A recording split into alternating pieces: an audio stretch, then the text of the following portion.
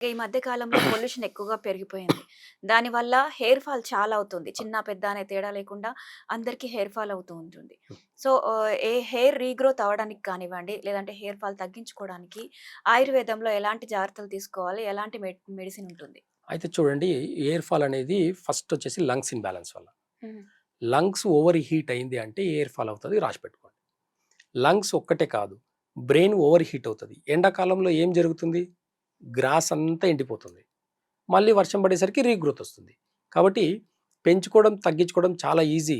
నిలబెట్టుకోవడమే చాలా కష్టం. కాబట్టి సమ్మర్‌లో ఎట్లయితే గ్రాస్ ఎట్లయితే ఎండిపోతుందో, మన బ్రెయిన్ హీట్ అయినప్పుడు కూడంగా హెయిర్ అనేది లాస్ అవుతుంటది. కాబట్టి మన బ్రెయిన్ హీట్‌ని తగ్గించుకోవాలి. బ్రెయిన్ హీట్‌ని తగ్గించుకోవాలంటే ఆలోచనలు, నిద్ర, ఆహారము, masala, non veg, milk products ఇవన్నీ కూడంగా రూట్ కాజ్ నుంచి మానుకొని దాని తర్వాత హెయిర్ గ్రోత్‌కి ఆలోచించాలి. కాబట్టి ఈ రోజుల్లో ఉండే సిట్యుయేషన్‌లో చాలా కష్టంగా మారిపోయింది కాబట్టి, కొన్ని లేట్ నైట్ తినడం వల్ల కూడంగా, బిర్యానీలు ఎక్కువ తినడం వల్ల, నాన్ వెజ్ ఎక్కువ తినడం వల్ల, ఎక్కువ స్పైసీ ఫుడ్ తినడం వల్ల కూడంగా హెయిర్ గ్రోత్ అనేది పోతుంది. ఇది ఒక్కటే దీనికి రూట్ కాజ్, సరైన రూట్ కాజ్ ఆయుర్వేదంలో ఏముంది అనంటే, భవాంచాలు అని చెప్పేసి ఒక సీడ్ ఉంటది.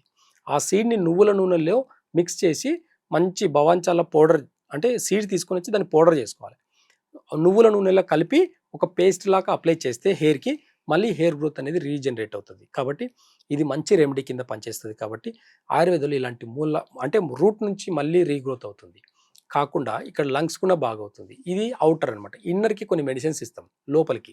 అది దాన్ని తీసుకోవడం వల్ల లంగ్స్ బ్యాలెన్స్ అయిందే కాకుండా, లంగ్స్ ఎప్పుడైతే బ్యాలెన్స్ అవుతుందో హెయిర్ గ్రోత్‌కి ఇంకా చాలా హెల్ప్‌ఫుల్ అవుతుంది. కాబట్టి తగ్గించుకోవాలంటే, ఎయిర్ ఫాల్ తగ్గించుకున్నా, రీగ్రోత్ కావాలన్నా లంగ్స్‌ని మంచిగా పెట్టుకోవాలి. మసాలాలు, మిల్క్ ప్రొడక్ట్స్, ప్రోటీన్ ఫుడ్ తగ్గించుకోవాలి. అప్పుడైతేనే పర్మనెంట్‌గా దీనికి సొల్యూషన్. కాబట్టి రూట్ కాజ్‌లో మంచి మంచి రెమెడీస్ ఆయుర్వేదంలో ఉన్నాయి.